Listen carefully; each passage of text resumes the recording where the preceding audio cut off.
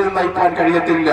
അതിന് കാരണം നമ്മൾ ഉപയോഗിക്കുന്ന മദ്യപാനം എന്ന് പറയുന്നത് നമ്മുടെ ജീവിതത്തിന്റെ സന്തുലിതാവസ്ഥയെ നഷ്ടപ്പെടുത്തി കളഞ്ഞ്, സമാധാനത്തെ നഷ്ടപ്പെടുത്തി കളഞ്ഞ്, നമ്മുടെ ബോധ മനസ്സ് നഷ്ടപ്പെടുത്തി നാം ചെയ്യുന്നത് മൃഗത്തെക്കായാലും അതിനപ്പുറമായുള്ള സ്വഭാവങ്ങൾ നമ്മുടെ ജീവിതത്തിൽ ഉടലെടുക്കുകയും അമ്മയോ പെങ്ങന്മാരോ ബാലികയെന്നോ കൊച്ചുമക്കളെന്നോ നോക്കാതെ അവരെ കേവലം മാംസബുക്കുകളായി കണ്ടുകൊണ്ട് പിച്ചിച്ചീന്തി തെരുവിലേക്ക് വലിച്ചെറിഞ്ഞു കളയുമ്പോൾ ഇന്ന് പകലും ഞങ്ങൾ ഈ ദേശത്തോട് വിളിച്ചു പറയുന്നു, മാന്യ സഹോദര, താങ്കൾക്ക് എങ്ങനെ കണ്ണടക്കുവാൻ കഴിയും? നമ്മുടെ സമൂഹത്തിലുണ്ടാകുന്ന ഇത്തരം മ്ലേച്ഛ പ്രവൃത്തികൾ കണ്ട് താങ്കൾക്ക് എങ്ങനെ കണ്ണടച്ചു നിൽക്കുവാൻ കഴിയുമെന്ന് ഞങ്ങൾ ഈ തരുണയിൽ താങ്കളോട് ചോദിക്കുകയാണ്.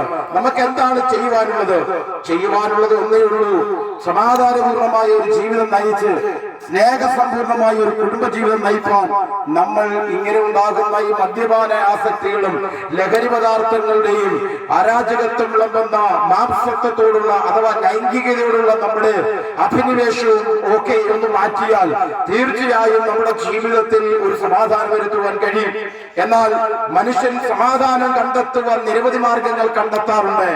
അവൻ കർമ്മമാർഗങ്ങൾ കൂടി തങ്ങൾ ചെയ്ത പാപങ്ങൾ കഴുകിക്കളയുവാൻ തക്കവണ്ണം നിരവധി ആചാരങ്ങളും അനുഷ്ഠാനങ്ങളും കർമ്മം പദ്ധതികളും ഒക്കെ നിറവേറ്റാറുണ്ട്. അങ്ങനെ സഞ്ചരിക്കുന്നവരും അങ്ങനെ പല ഇടങ്ങളിൽ നാം തീർത്ഥാടന യാത്രകൾ ചെയ്യുന്നവരും ഒക്കെയാണ്. ചില മാനസിക പിരിമുറുക്കത്തിനു വേണ്ടി യാത്രകൾ ചെയ്യുന്നവരാണ്. പക്ഷേ ഇതൊന്നും ഒരു ശാശ്വത പരിഹാരമല്ല എന്നുള്ളത് ഏറ്റവും നമുക്കെല്ലാവർക്കും മനസ്സിനകത്ത് തോന്നുന്നതാണ്. കാരണം ഈ ഉല്ലാസയാത്രയും അല്ലെങ്കിൽ മദ്യപാനം കഴിക്കുന്ന സമാധാനത്തിന് വേണ്ടിയാണെന്ന് ഒരുപക്ഷെ നാം പറയും. അങ്ങനെയാണെങ്കിൽ തന്നെയും അതിന്റെ ലഹരി വിട്ടുകഴിയുമ്പോൾ വീണ്ടും പഴയപ്പടിയിലേക്ക് തന്നെ നമ്മൾ ചേരുകയല്ലേ? അങ്ങനെയാണെങ്കിൽ ശാശ്വതമായ ഒരു പരിഹാരം നമ്മുടെ ജീവിതത്തിൽ എങ്ങനെ നമുക്ക് നേടിയെടുക്കുവാൻ കഴിയും എന്നതിനെ കുറിച്ചുള്ള ഒരു ലഘു സന്ദേശമാണ് ദേശത്തോടും കാഴ്ചവെക്കുന്നത്. നമുക്കറിയാം, കേരളം എന്ന് പറയുന്നത് വിദ്യാസമ്പന്നരുടെ നാടാണ്, വിദ്യാസമ്പന്നതയുടെ നാടാണ്. മറ്റൊരു പ്രത്യേകത എന്ന് പറയുന്നത് കേരളം ഗോഡ്സ് ഓൺ കൺട്രിയാണ്, ദൈവത്തിന്റെ നാടാണെന്ന് അറിയപ്പെടുന്നത്. പക്ഷേ വിദ്യാസമ്പന്നരായ നമ്മുടെ കേരളം ഇന്ന് സാക്ഷരതയിൽ ഒന്നാം സ്ഥാനത്ത് നിൽക്കുന്നുണ്ടെങ്കിലും അറിവിലും ജ്ഞാനത്തിലും ബുദ്ധിയിലും തീരെ തരം താഴ്ന്ന നിലവാരത്തിലുള്ള പാപപ്രവർത്തികൾ ചെയ്ത് മനുഷ്യന്റെ മാനവരാശിയെ, അവന്റെ മനസാക്ഷിയെ അവൻ നശിപ്പിച്ചുകൊണ്ടിരിക്കുകയാണ്.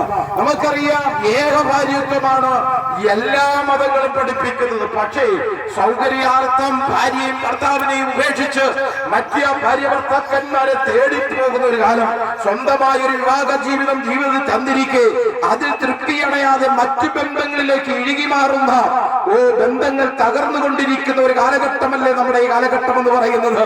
അതുമൂലം എന്താണ് സംഭവിക്കുന്നത്? നമ്മുടെ തലമുറകൾ വഴിതിരിഞ്ഞു പോകുന്നു.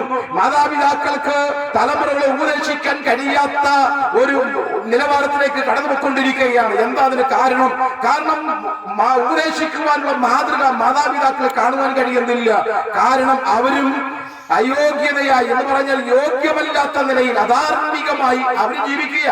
കുഞ്ഞുങ്ങളുടെ മുമ്പാകെ വെച്ച് മദ്യപിക്കുന്ന ഒരു അപ്പന് തീർച്ചയായും മകനോട് പറയാൻ പറ്റുമോ, മോനെ നീ പുകവലിക്കല്ലേ, മോനെ നീ മദ്യപിക്കുന്നത് പറയാൻ കഴിയത്തില്ല. കാരണം അപ്പൻ മദ്യപിക്കുന്നത് കണ്ടാണ് മക്കൾ പഠിക്കുന്നത്. കഴിഞ്ഞ ദിവസങ്ങളിൽ 8ാം ക്ലാസ്സിൽ പഠിക്കുന്ന ഒരു പൈതലിനോട് ഞാൻ അവന്റെ ഒരു ആഗ്രഹത്തെ കുറിച്ച് ചോദിച്ചപ്പോൾ അവൻ പറഞ്ഞു, എന്റെ അപ്പൻ ഒരു കുടിയനാണ്, അതുകൊണ്ട് എനിക്കും വലുതായി കഴിയുമ്പോൾ ഞാൻ അധ്വാനിച്ചുണ്ടാക്കുന്ന പൈസ എനിക്ക് ഒരു മുഴുകുടിയനായി മാറണമെന്ന് അവന്റെ ആഗ്രഹം. ഒരു പിഞ്ചു കുഞ്ഞിന്റെ ഹൃദയത്തിലേക്ക് ഇങ്ങനെ ഒരു ആഗ്രഹം വരാൻ കാരണം എന്താ? കാരണം അപ്പൻ കുടിക്കുന്നത് ചന്തമായും അവൻ വളരെ സുന്ദരമായി നോക്കി കണ്ടുകൊണ്ട് അവൻ വിചാരിക്കുക എന്റെ അപ്പന്റെ ജീവിതമാണ് മനോഹരമെന്ന്. കുറച്ചുകൂടി ഞാൻ ആ മനുഷ്യനോട് അല്ലെങ്കിൽ ആ കുഞ്ഞിനോട് സംസാരിച്ചപ്പോൾ പറയുകയാണ്, മദ്യപാനം എന്റെ കുടുംബത്തിന്റെ സ്വസ്ഥയെ തകർത്തു കളഞ്ഞു അങ്കിള് എന്ന് പറയുവാൻ ഇടയായി. എന്താ കാരണം? മദ്യപിച്ചിട്ട് എന്റെ മമ്മിക്ക് ഒരു സ്വസ്ഥതയില്ല. വലിച്ച് അടുക്കളയിൽ നിന്നും ബെഡിൽ നിന്നും ഒക്കെ അടിച്ച് വെളിയിലിറക്കി തല്ലുന്ന ഒരു മനോഭാവമാണ് എന്റെ അപ്പനുള്ളത്.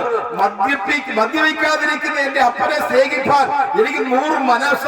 ഒന്നും കൂടി ആ മകനോട് ചോദിച്ചു പറഞ്ഞു, മദ്യപിക്കുന്ന ഒരു അപ്പനെ എനിക്ക് ഇഷ്ടമല്ല എന്ന് പറയുവാനിടയായി.